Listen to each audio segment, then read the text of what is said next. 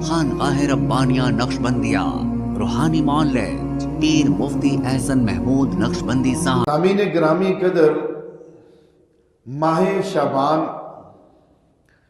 ایسا مہینہ ہے جس مہینے میں اعمال اللہ کے ہاں پیش کیے جاتے ہیں۔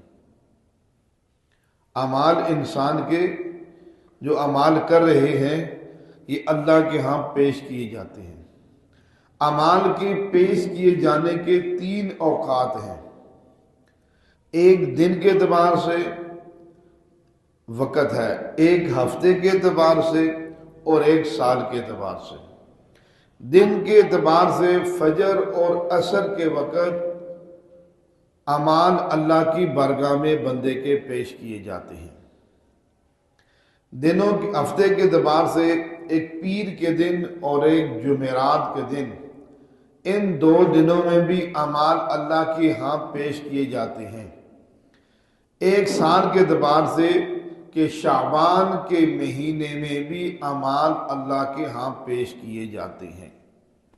حضرت اسامہ بن زید رضی اللہ تعالیٰ عنہ فرماتے ہیں کہ میں نے ایک مرتبہ رحمت کائنات صلی اللہ علیہ وسلم کی خدمت اقدس کے اندر ایک سوال کیا، حضور آپ یہ بتلا دیجئے کہ آپ کو ہم نے ماہ شعبان کے اندر جس تواتر اور اہتمام کے ساتھ روزے رکھتے ہوئے دیکھا، اس اہتمام کے ساتھ کسی اور مہینے میں نہیں دیکھا۔ آپ کیوں روزے رکھتی ہیں اس مہینے میں اتنی اہتمام کے ساتھ؟ حضور پاک صلی اللہ علیہ وسلم نے جواب مرحمت فرمایا کہ میں اس لیے اس مہینے کے اندر روزے رکھتا ہوں کہ اس مہینے میں اعمال اللہ کے ہاں پیش کیے جاتے ہیں، تاکہ میں یہ چاہتا ہوں کہ میرے اعمال جب اللہ کی بارگاہ میں پیش ہوں اور میں روزے سے ہوں،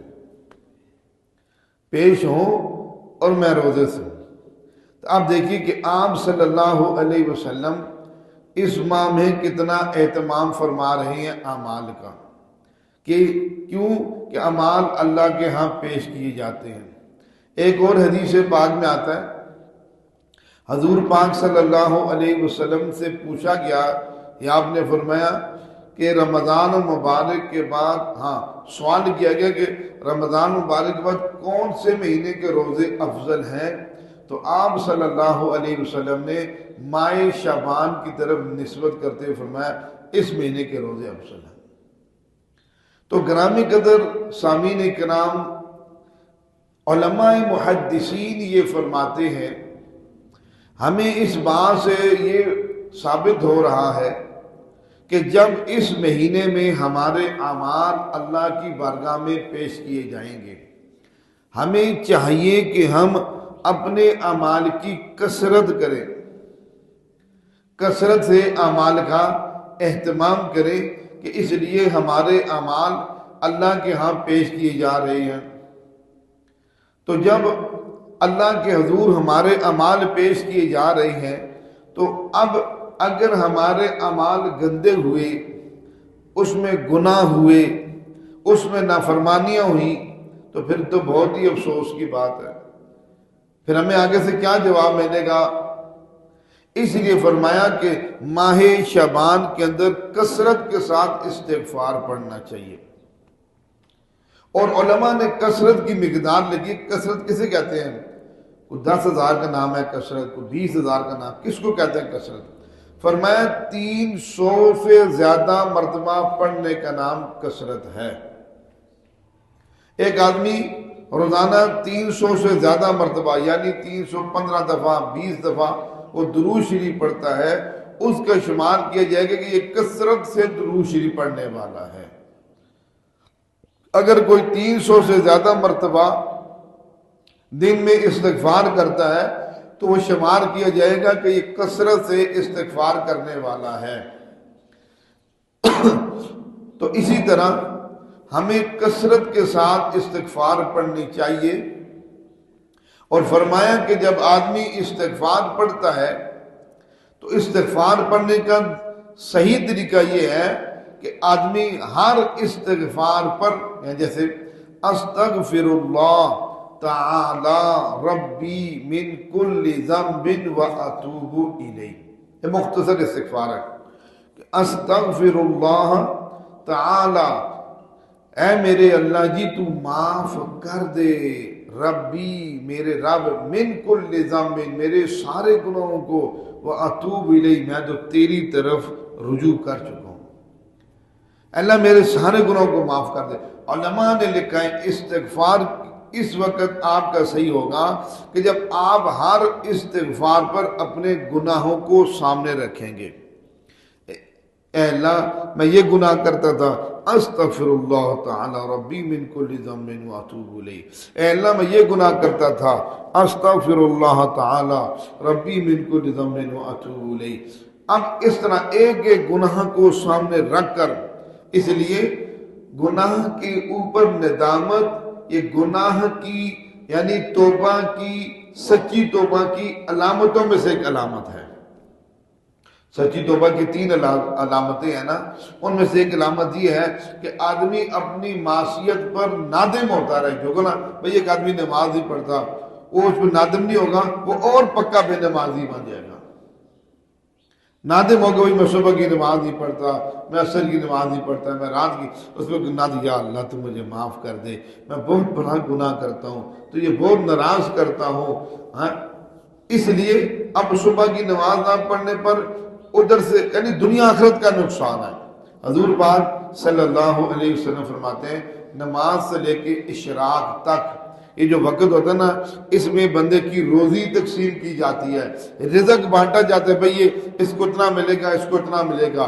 ایک آدمی نماز ہی نہ پڑھے، فجر کی اٹھے 11 بجے 12 بجے، تو اب بتائیے اٹھ کر پھر وہ رزق کی امید رکھ سکتا ہے؟ کہ جب رزق بند ہو گیا تو اس وقت اٹھائے، رزق بند ہوئے بھی 6 گھنٹے گزر گئے ہیں، تب جناب والا کی آنکھ کھلی ہے، اب اسے کیا ملے گا پیچھے ماں سوائے بھوک پیاس کے؟ تو اس لیے ہم نے اپنے اوپر خود رزق کے دروازے بند کی، جو جہاں سے رزق ملتا ہے ہم نے ان کو بند کیا ہوا ہے۔ حضور فرماتے ہیں جس نے صبح کی نماز پڑھی، اللہ فرماتے ہیں وہ میرے ذمے ہے۔ کس بات کا ذمہ؟ حضور فرماتے ہیں پہلا ذمہ یہ ہے کہ انعاشا روزی کا، میں اللہ اس کی رزق کے مسئلے کو حل کروں گا۔ اب جو نماز نہیں پڑھتا اس کے رزق کا مسئلہ حل ہو گیا، در در ٹھوکریں کھائے گا۔ ہم اتنے بد نصیب ہیں، ہم ملک در ملک ٹھوکریں کھانے کے لیے تیار ہیں، لیکن فجر کی نماز پڑھنے کے لیے تیار نہیں ہیں۔ ہم دھکے کھانے کے لیے تیار ہیں، مصیبتیں جھیلنے کے لیے تیار ہیں، پردیس کاٹنے کے لیے تیار ہیں، اپنے بچوں کو آہو بکا کی حالت میں چھوڑ کر جانے کے لیے تیار ہے، بوڑھے ماں باپ کو چھوڑ کر جانے کے لیے تیار ہے، اور صبح کی نماز کے لیے تیار نہیں ہے۔ صبح کی نماز ہم نے نہیں پڑھنی۔ لیکن جب آدمی صبح نماز دن آغاز اللہ کی رضا سے کرے گا تو سارا دن پھر ایسے ہی گزرے گا۔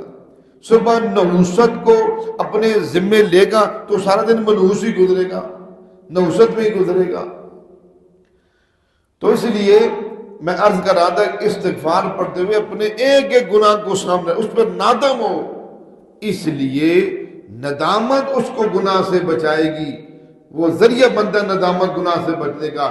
ایک آدمی نادم نہ ہو اور اس کے اوپر اکڑ کرے، اور یہ کیا ہوا ہے، سارے نماز نہیں پڑھتے، میں نے نہیں پڑھی تو کون سا پہاڑی کر گیا، اور سارے فراڈ کرتے ہیں، میں نے کر دیا تب کیا ہو گیا، سارے چوری کرتے ہیں، میں نے کر دیا تو کیا ہو گیا۔ یہ چیز اس کو اپنے بد عملی پہ مضبوط کر دے گی۔ یہ تو موضوع، یہ تو اصرار کر رہا ہے اور اس پر خوشی کا اظہار کر رہا ہے، وہ سارے کرتے ہیں، ہم نے کر دیتے، وہ سارے رشوت لیتے ہیں، اگر ہم نے رشوت لے لی تو کون سا گناہ کر دیا؟ سارے سود لیتے ہیں، ہم نے سود لے لیا تو کون سا گناہ کر دی؟ یہ چیز گناہ پہ مضبوط کرتی ہے۔ نہیں نہیں نہیں نہیں، کوئی سارا کوئی لے نہ لے پر میں نہیں لوں گا، کوئی غلط کام کرے نہ کرے میں نہیں کروں گا، اپنی ذات سے میں اپنی ذات سے اپنے آپ کو اس پر بچاؤں گا کہ میں نے یہ گناہ نہیں کرنا۔ تو اس لیے اللہ تبارک و تعالیٰ نے ماہ شعبان کے اندر ہمیں عبادت کا حکم دیا، اللہ کی قربت حاصل کرنے کا حکم دیا، زیادہ زیادہ ہم نفلیں پڑھیں، روزے رکھیں، کیونکہ آپ صلی اللہ علیہ وسلم نے اہتمام کے ساتھ روزے رکھے اور اسی طرح خوب عبادت اور ریاضت کریں، اس لیے کہ یہ نسبت ہے پاک پیغمبر صلی اللہ علیہ وسلم کے ساتھ کہ آپ نے رمضان مبارک سے پہلے شعبان میں خوب عبادت اور ریاضت کیا کرتے تھے۔ ہم بھی پاک پیغمبر صلی اللہ علیہ وسلم کی اس سنت طیبہ کو پورا کرتے ہوئے ہم بھی یہ عمل کریں۔ ہمارے ہاں جادو، جنات، بندش اور نظر بد کا شافی علاج قرآن و سنت کی روشنی میں کیا جاتا ہے۔